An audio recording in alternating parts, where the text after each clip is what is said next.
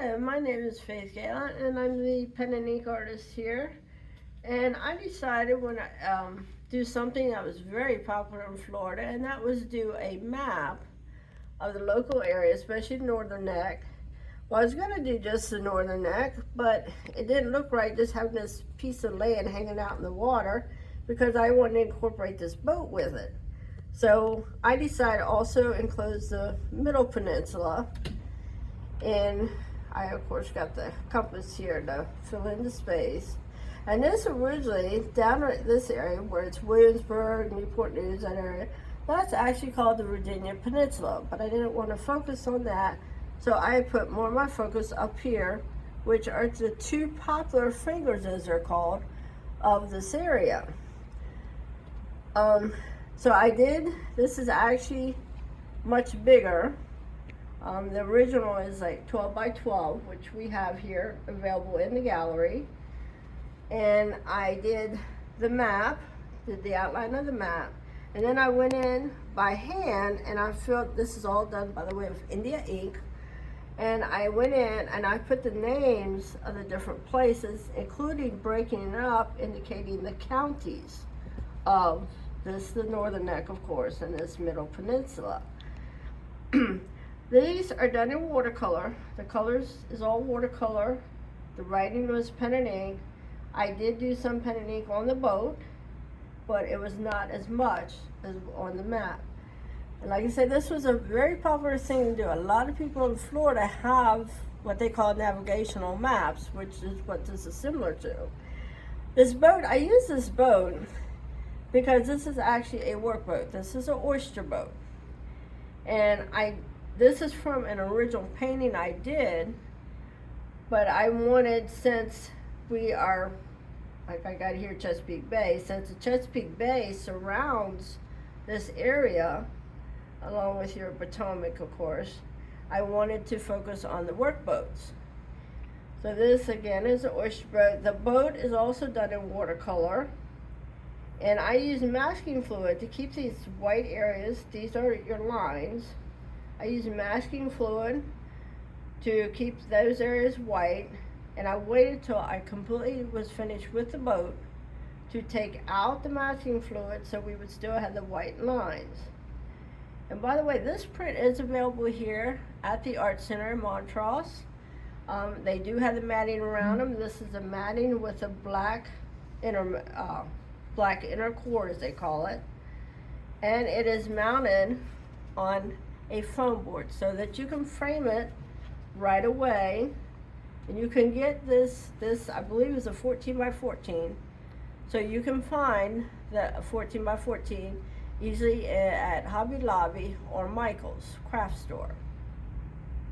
But I went back and I put in my names, and then I waited 2 days because I've had problems in the past. If you put watercolor on top of pen and ink, it will sometimes smear.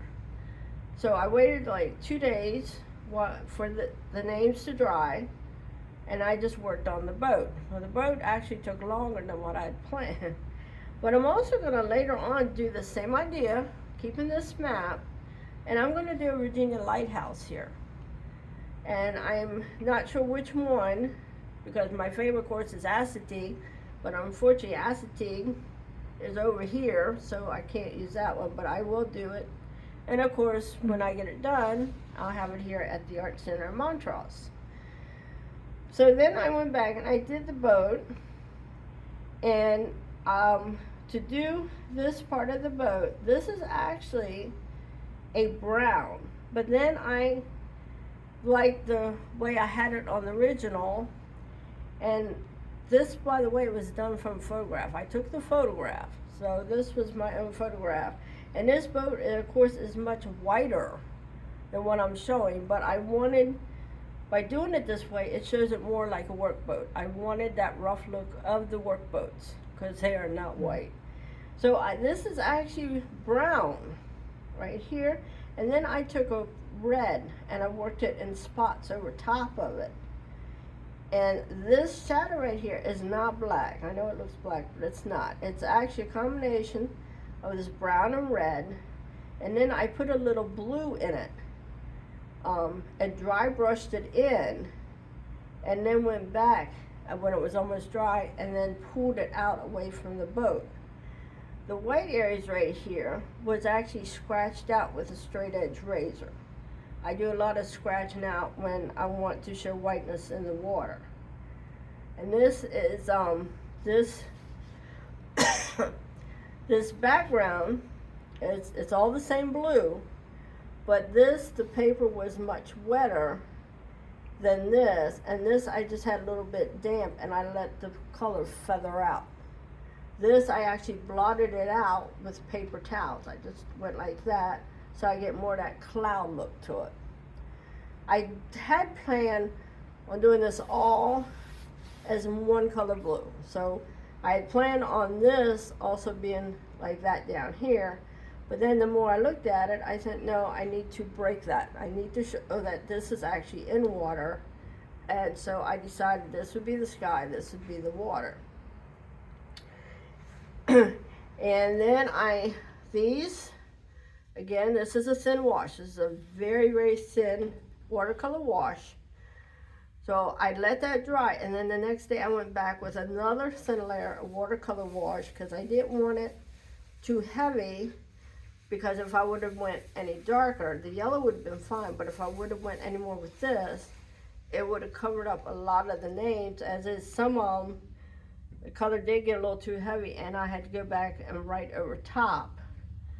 But I guarantee you, I'm planning on doing more of this map idea, and when I get them done, I will have them here at the Art Center of Montrose.